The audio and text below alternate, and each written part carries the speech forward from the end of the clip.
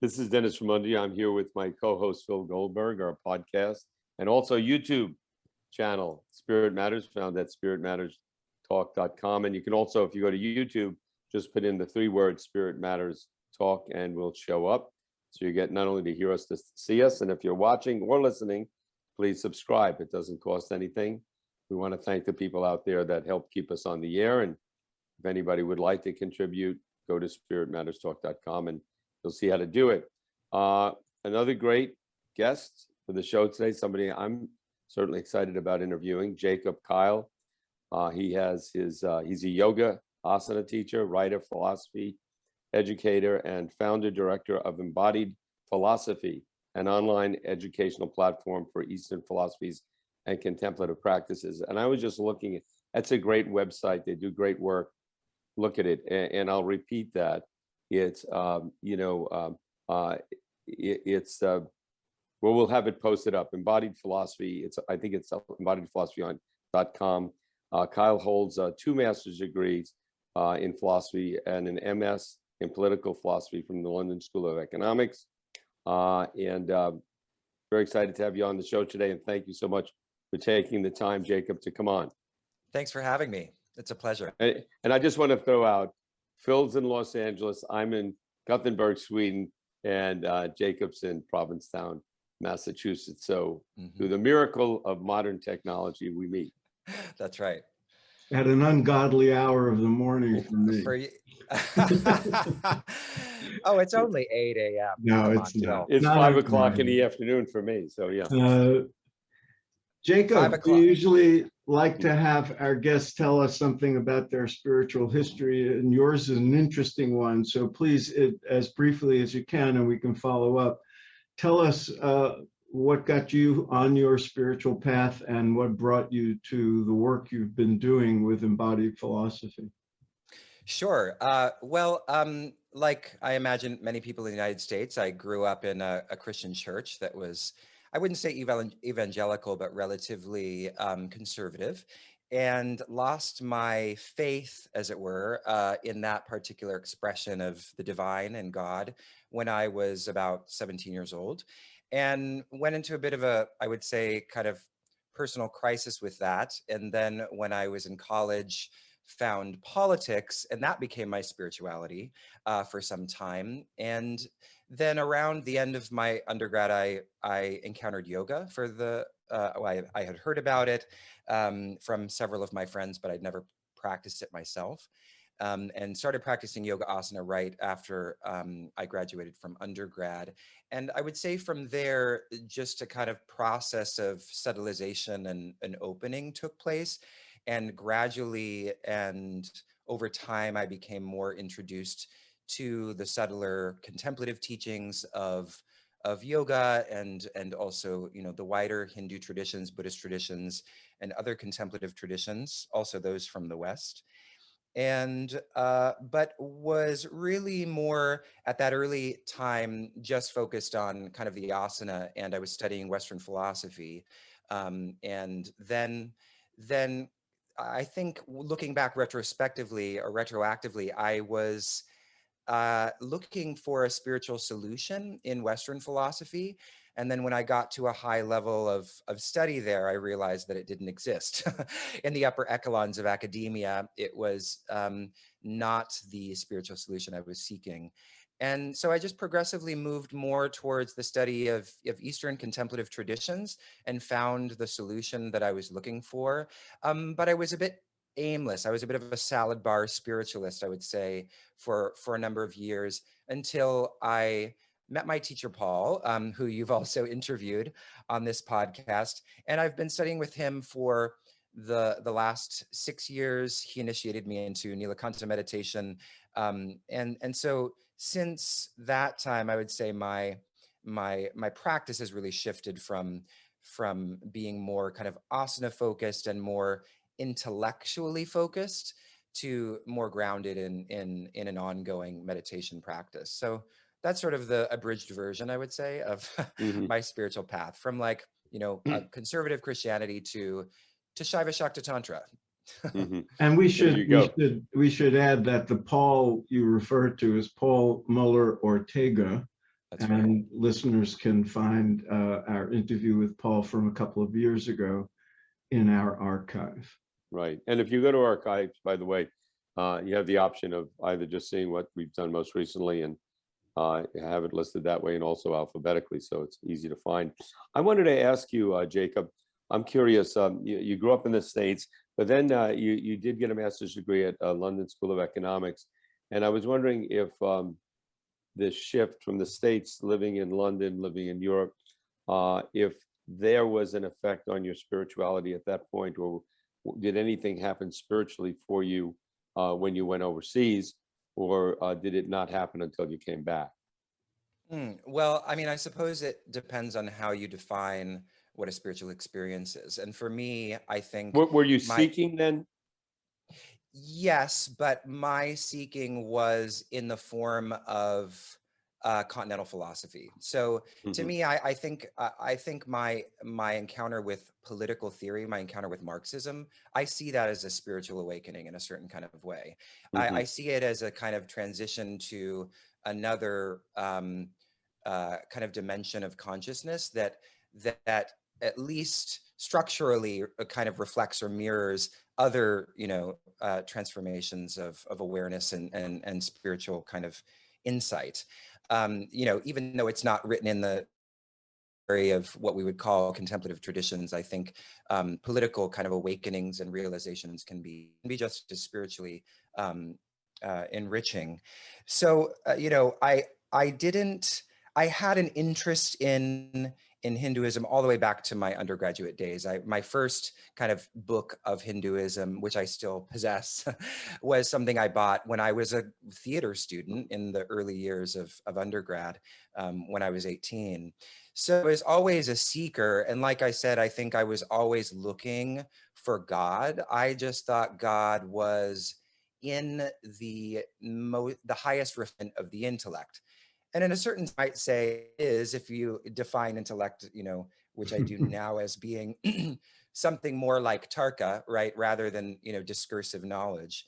But yeah, my experience in London particularly, I think I was because it was unsettling to be in another country, that taking me outside my own comfort, the comfort of my home soil, I would say it allowed me to open myself towards ways of thinking about things and ways of viewing, myself and my relationship to the world and my relationship with other people that I think was really important for me at that time. So yeah, it wasn't my connection to spirituality in London was more in the form of yoga asana, I would say, and then my studies of politics. Jacob, tell us about the origins and the aim and purpose of embodiedphilosophy.com. It's a really impressive body of courses and workshops that you've assembled there, including one of mine. That's right. We have to say. But when I discovered it, because I've been on your podcast as well, Chitheads, we should say, chit meaning having a meaning in the yogic world. I love how you carefully enunciate that, Phil. Yes, I had to say it very carefully. Chitheads with a C, and which it's a brilliant title. And Thank you. so when I discovered the website embodiedphilosophy.com, I was absolutely blown away by the quality of material there and the people that you've attracted to teach. So tell us what got it off the ground and what the purpose of it is.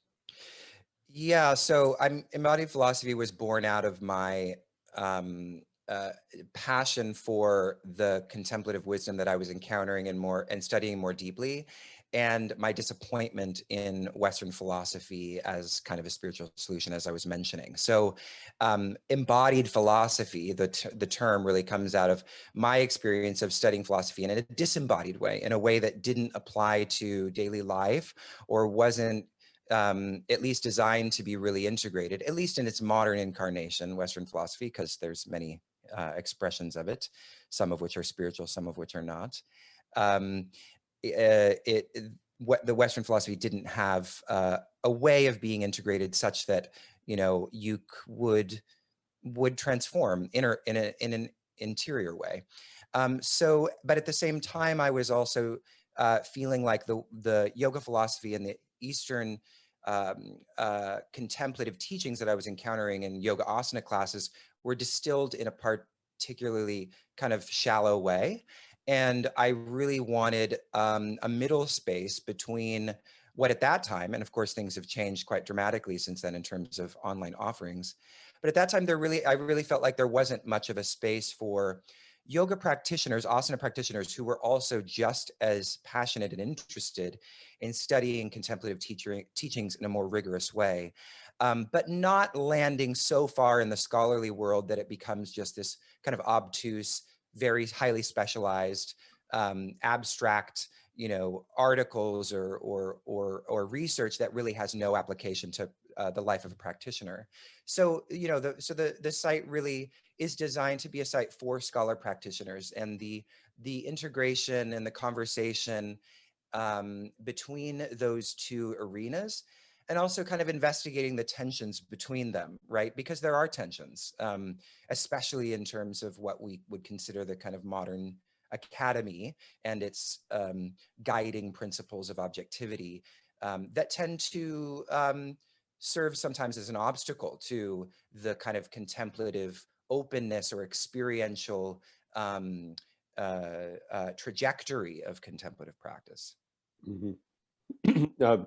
Jacob, you mentioned you were initiated by Paul about six and a half years ago, and that certainly had an effect on your approach to spiritual development, understanding spirituality, and approach to philosophy.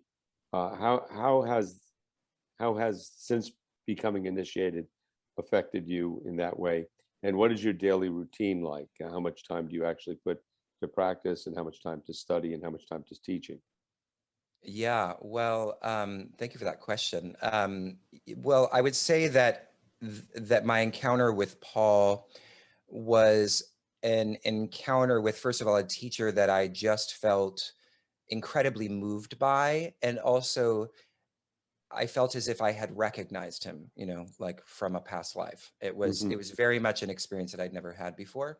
And then what was coming out of his mouth, as anyone knows who's heard him speak, was so overwhelmingly just mind-blowing and heart-opening and familiar, right? It was just familiar to me. And so I took up study with him almost immediately. And I would say, besides just recognizing the contemplative worldview and trajectory of practice that just resonated with my soul, I also understood what it meant for the first time to find a teacher and to know what that meant. Because before that, I would say, you don't really need a teacher. And there's this whole problematic, you know, guru culture and, you know, surrendering of one's power to these authoritarian figures.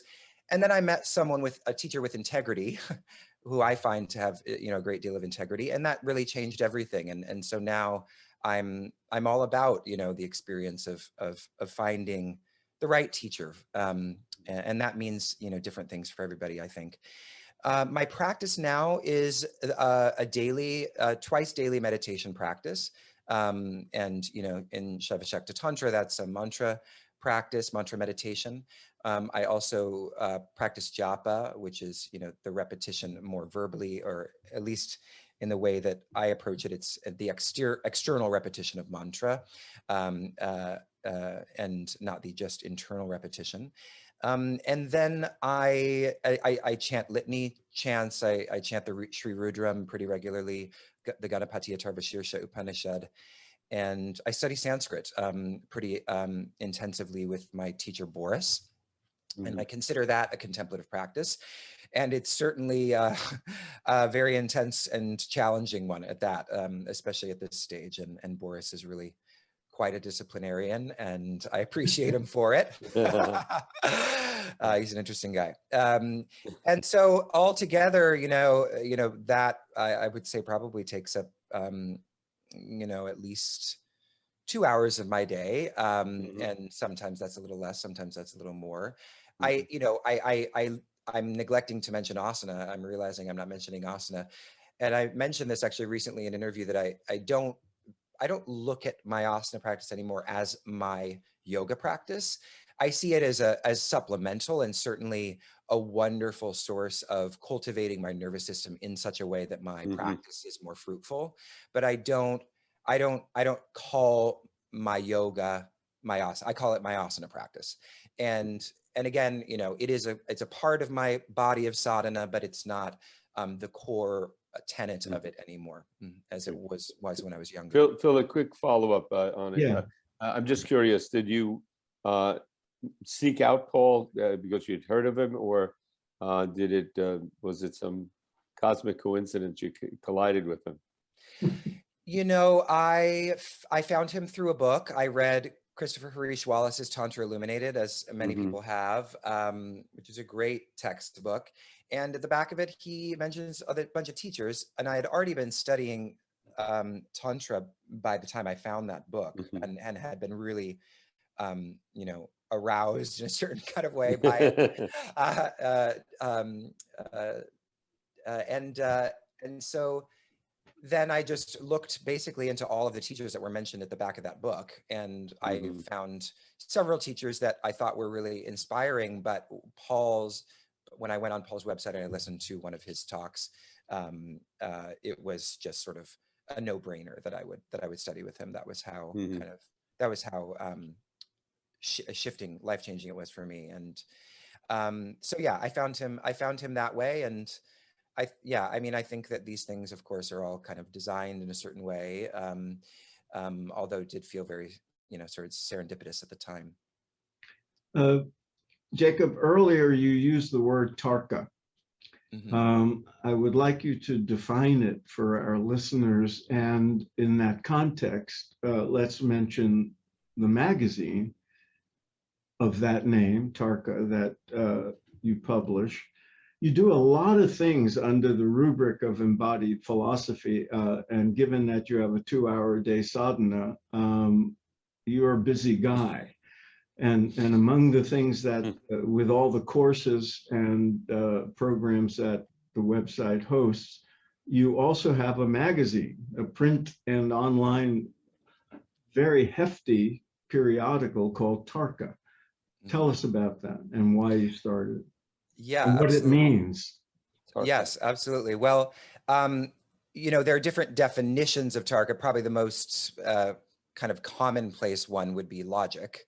But then there are iterations, like we find in Sanskrit, in different thinkers and teachers, where the meaning of the word is slightly more nuanced. And so in Abhinavagupta's work, Tarka he speaks of it as the highest form of yoga. And by that, he doesn't mean that, discursive linear logic is the highest form of yoga. He means a kind of embodied discernment, right? A kind of discernment that is not of the, neck up alone, but is something that's sort of viscerally and embodied in a kind of way. So I define it as an embodied discernment that arises through the refinement of knowledge and practice. And that is that's kind of I think in the front of the journal. I call it a journal, not a magazine, just because I like to think of it as a journal rather than a magazine, because I think of magazines as sort of flimsy and full of ads. And it's been important to me that Tarka not have any advertising in it. But it started I guess 3 years ago. We started a monthly online journal called Tarka, which was not designed in any way. And I had hired Stephanie Carigliano, who's still the managing editor of Tarka, to come on board. She's a yoga studies comparative religion PhD, and she has come on basically as a curator to help me curate content for Tarka. So we started it out for about 1.5 years as a monthly journal. And then we decided to, because I've always envisioned Embodied Philosophy as becoming a publisher at some point, we decided to start publishing it as a print journal And it really is a very beautiful document. My friend and colleague Ryan Lemaire is the designer, and it's absolutely beautiful. And it's meant to be an experiential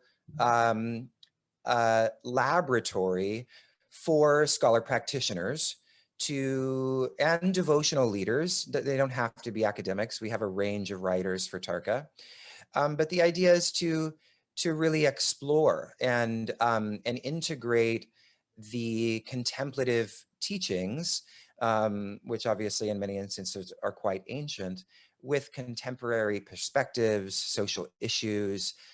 So, for example, some of our titles, we retroactively, after about 3 issues published in issue 0 called on the scholar practitioner. So that's technically the first issue. Then on Bhakti, on illusion, on ecology, on death. And then we have one coming out on queer dharma, on spiritual citizenship, and also on tantra.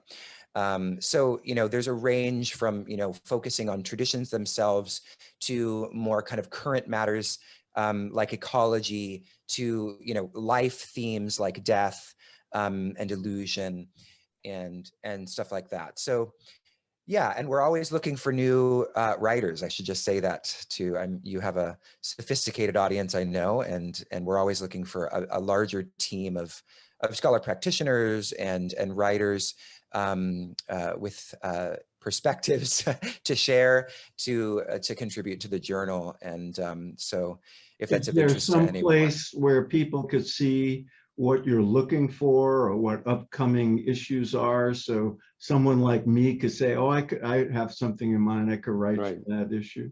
Yeah, so embodiedphilosophy.com/Tarka is the landing page for the journal.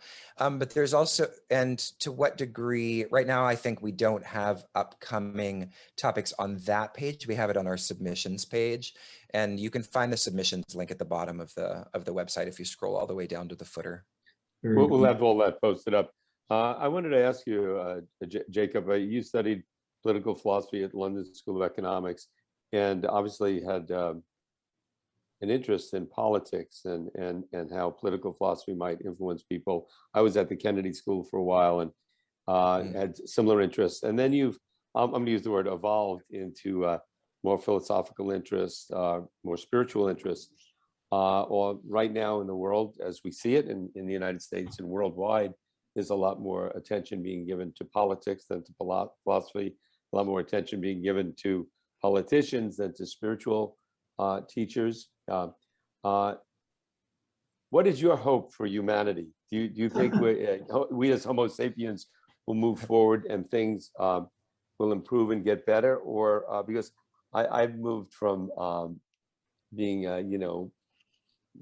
wide-eyed, inspired in my college years, and have tried to maintain that, but I found it to be more difficult. I'd be curious to see what your feeling is about that.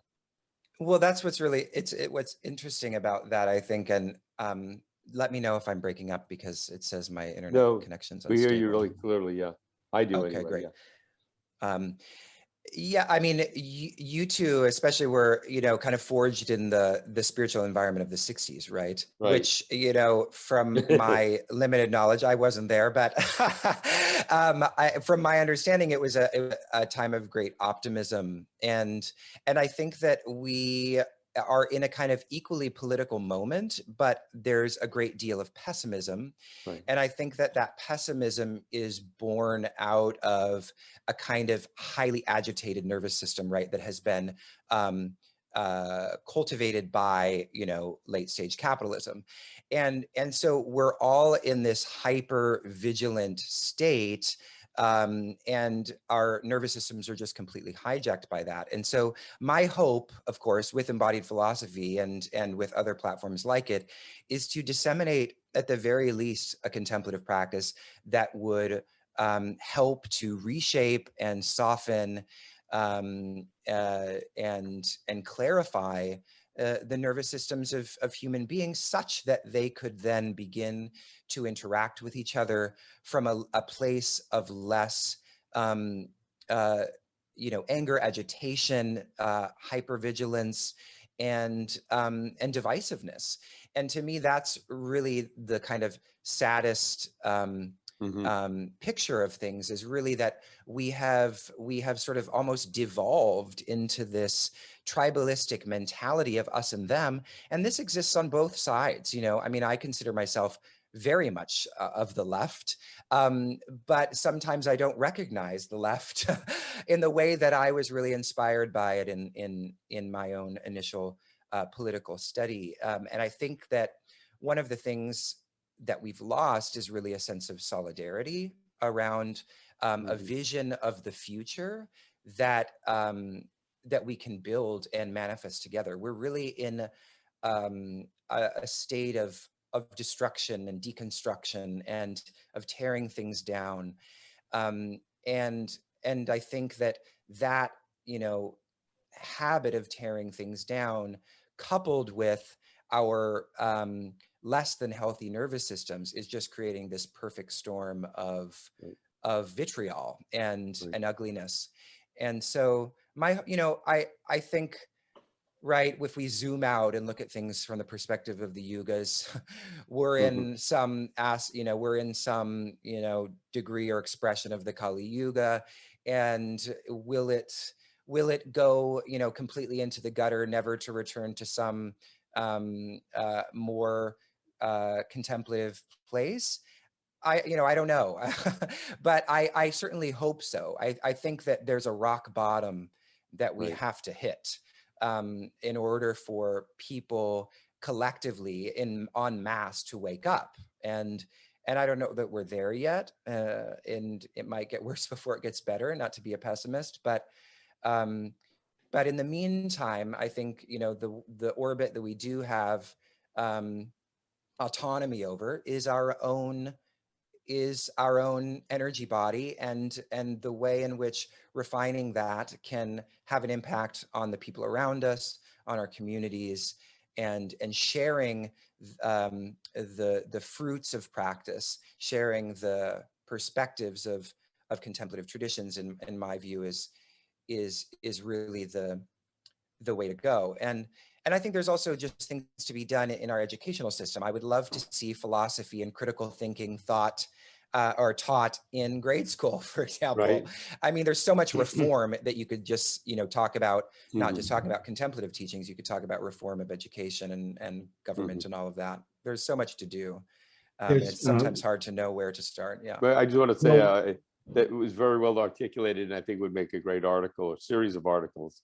And I think it's there's a lot of interest, and I think it would stir some optimism. One of the things you've done is start an initiative around spiritual citizenship. And you recently held a, 4-day conference. Tell us about that, what you mean by spiritual citizenship, what the hope for it is, and what people will find if they track the archive of the conference. Yes, well, thank you for mentioning the archive, because I will just preface by saying that it is, you can find it on demand in EPTV, which is available with a premium membership at Embodied Philosophy. All of the videos are there. It was initially a free conference, and then now it's on demand as a part of the membership. Spiritual citizenship is something that I've been wanting to do as a offering for some time, and really, from one perspective, just to go back to my own history, I feel that my spiritual practice has always felt like a continuation of the work I was doing politically, in the sense that, I was captivated by politics through theory, and I found theory and the transformation of one's perspective on, what is going on, as to be really transformative and in some sense spiritual. And so the transformation of awareness through spiritual practice is, in my view, a political act. And so, I kind of start, for me personally, from that foundation. But the notion of spiritual citizenship, which actually, it turns out, ended up being a term that some people in the conference, found great and some found it problematic. And that was an interesting result of the conference itself, was just to see through the, talks themselves and the conversations, how these words invoke certain ideas. So citizenship, for example, and this is something I learned as, just through the conference itself, invokes the idea of an excluded alien, right? Because we have this idea of the citizens and those who are not citizens. Mm-hmm. So there was a consideration that perhaps the conference would have been better titled on spiritual activism. And certainly it could just as easily have been titled that. But still, the conference was multifaceted. We approached a number of different topics. We started out, it was 6 days long, and we each day had several talks, often an interview, then a panel discussion and a workshop. And the first day, I believe we talked about the concept of spiritual citizenship, or what it means to be a spiritually informed citizen. I kind of like that term a little bit better. And by that, I mean, how does we have these political perspectives, right? We have these popular, pervasive political ideologies. But if we take the contemplative traditions at their word, if we really incorporate the teachings, then how does that inform our perspective on these ideologies? Does it reshape them? Does it enrich them? Does it integrate comfortably with them, or is there a tension there? That to me is a kind of important ongoing question. And I do think that in some sense, a lot of what's happening in kind of, especially the kind of yoga community, is that there's a kind of complete shirking of the spiritual teachings in favor of a certain ideology of kind of progressive politics. And there isn't enough of a conversation between these two things such that we can see the blind spots of theoretically either side. Can I interrupt this? Do you find Sure. the shirking go both ways? That there's a shirking of the spiritual among politically active people and a shirking of political engagement in spiritual circles? Oh, absolutely. Well, I mean, I think that the renunciatory impulse is quite intense to leave this, meat tube of piss and shit behind and get to the absolute, right? To get to that oceanic bliss state beyond the mess of reality itself. So I think absolutely on both sides, we see that shirking, that mutual sort of shirking of the other. And that is exactly what I see you suggesting is the conference was meant to really, to problematize that for both sides. So just to kind of wrap up what I was mentioning about the topics, the focus on spiritual citizenship as a concept. Then we looked at the concept of spiritual activism. Then we looked at issues around ecology and contemplative approaches to that. We looked at racial healing, and we also looked at and social justice. And then we also looked at the issues surrounding globalization and cultural appropriation. And then we landed on our final day was looking at LGBTQ issues and this idea of queer dharma, which is actually something that I mentioned we're publishing soon in Tarka. Great. So a lot of different, and there were 30 some talks altogether. So there was a lot of variability, a lot of diversity in the conference, and it was beautiful in that way. Independent of the conference and the notion of spiritual citizenship, do you see progress in the integration, or are people in spiritual circles and yoga circles becoming more politically engaged, or at least aware of what's going on and willing to entertain the messiness of it? Is there progress in that regard? Because this is something, I mean, I have to say, I was engaged in some similar enterprise, but it was at least 15 years ago. And we even used the term spiritual citizenship, and it just died. And I'm hoping now the atmosphere is more conducive and that people like you know how to make it happen, whereas we didn't.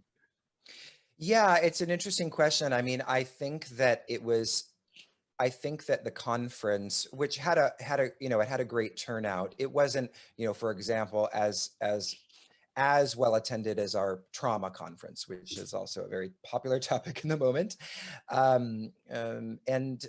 But I think that had to do a little bit with, the timing happening when it was the summer. People were feeling like COVID was over, and there was a lot of and I think people were just, tired of drama and wanted to celebrate. And, if there's been anything that's happened over the last 2 years, it's been a lot of drama, certainly important drama, and an opportunity to really look at ourselves in the mirror on so many levels.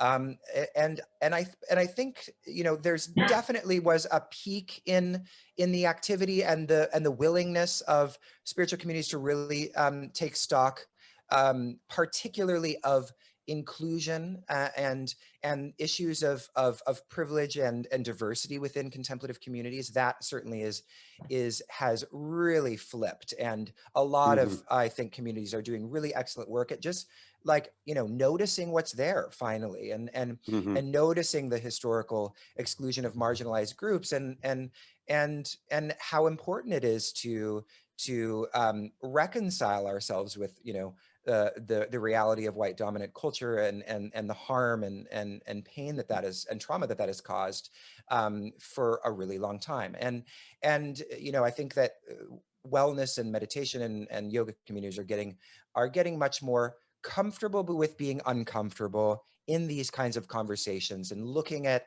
how we can preserve the integrity of our contemplative practices while integrating these important political perspectives. Very, very important. And I want to say that these topics that you bring up, and I think it's more than one topic. It can be broken into several topics. Phil and I have tried to cover in our interviews, but we would very much appreciate any recommendations you might have about other folk. We'd love to have you back on, but other folks you might recommend that we have that can address these issues that aren't always as addressed as they should be in spiritual communities and amongst those people who listen to our program. Phil, any final questions? Or no, I know we've run out of time.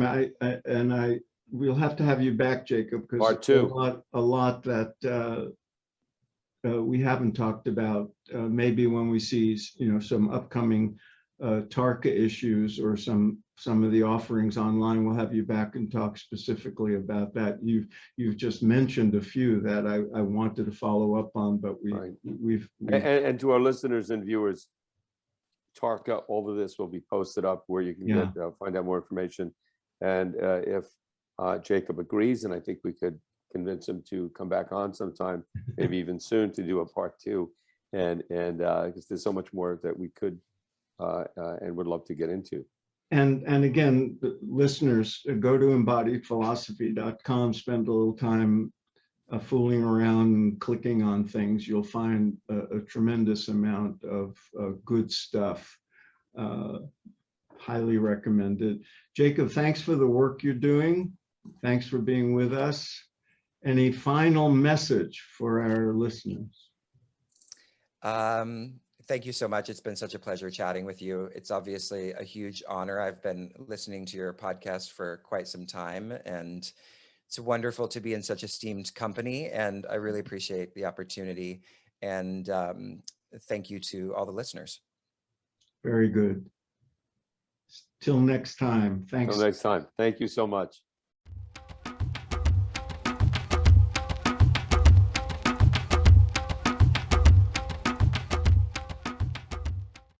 Phil, that was Jacob Kyle.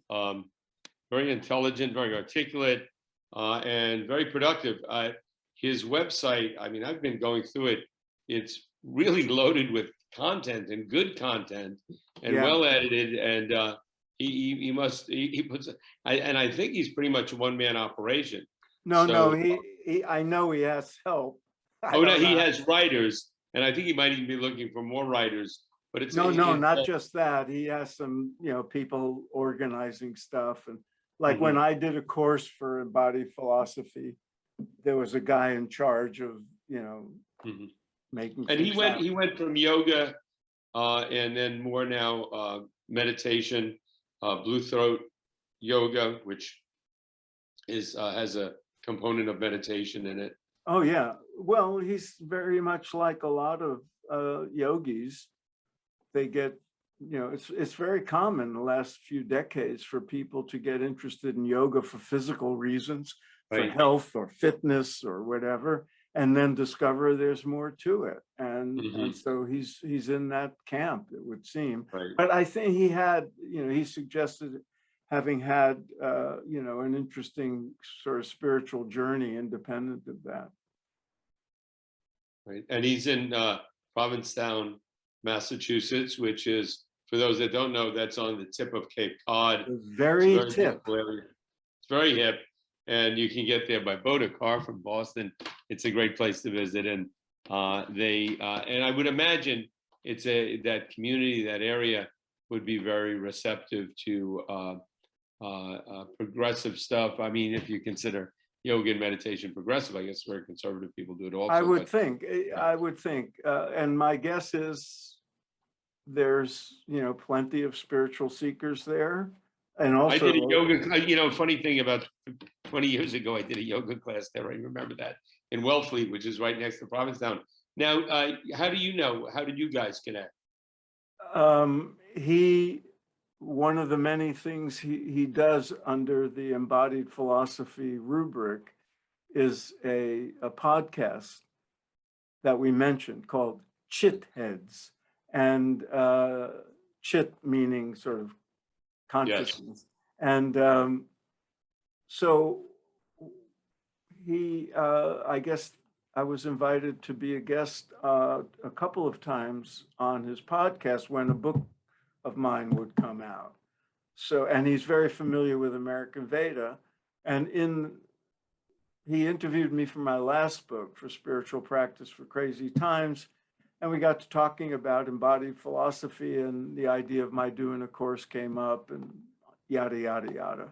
He also is very involved, from what he said, with the LGBTQ community and the spirituality within that community.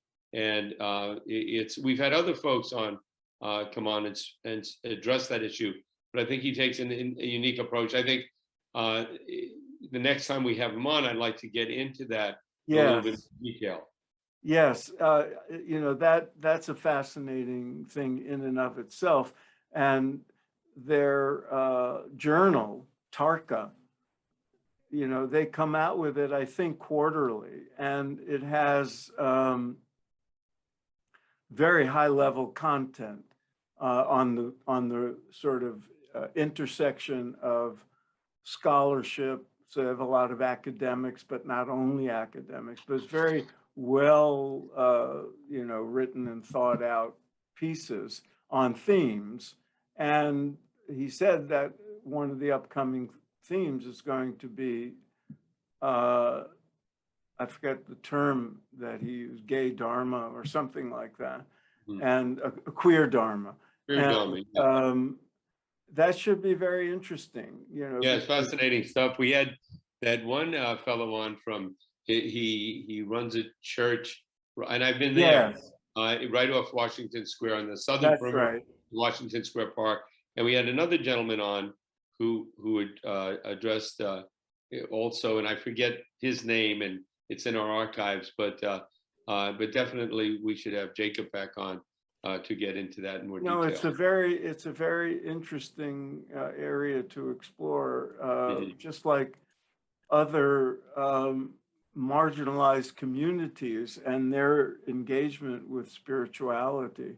Right. I mean, we've had people talking about the African American experience in the Hindu and Buddhist sort of oriented communities. So, the LGBTQ situation would be similar. Interesting, fascinating stuff.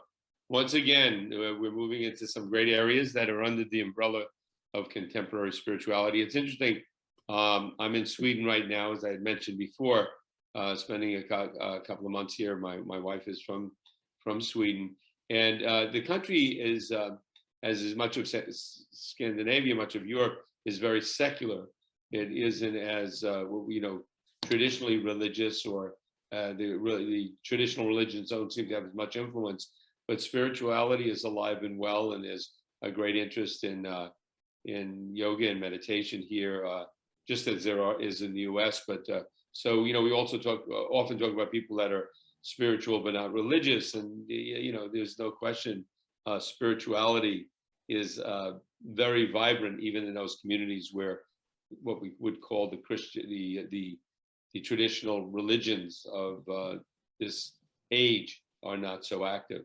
But it's also interesting to explore how the teachings get kind of reoriented or adapted for the lifestyles, the concerns, the circumstances of different groups. I mean, I remember, for example, this is an obvious one, but when I wrote that biography of Yogananda, when he made his first visit to Washington, D.C. in the 1920s, he discovered African Americans were not allowed to come to the auditorium where he was speaking. Wow. So he started a separate group, a separate sangha or sort of organization for the African American community. There's a wonderful photograph of him with an entirely Black audience.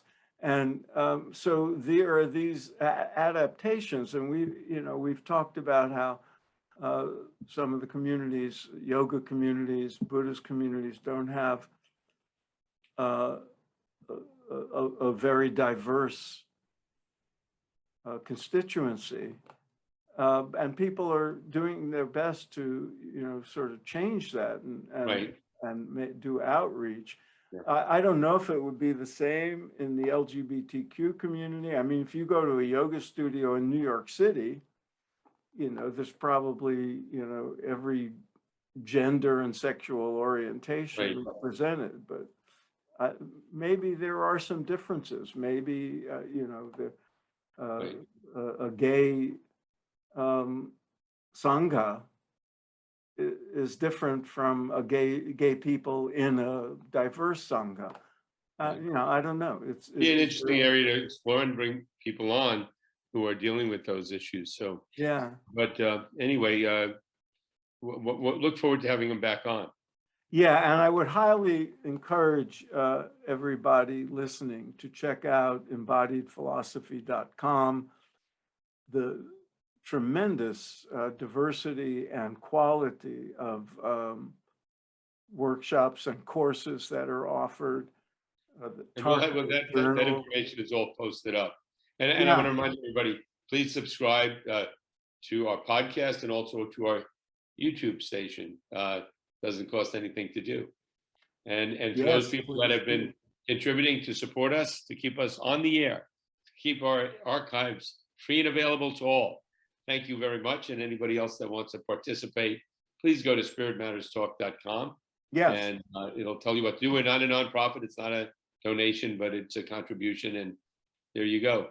And give us some feedback. Tell us how you like the interviews, what you think can be done better, and who we might invite onto the show. Great. All right. Until next time.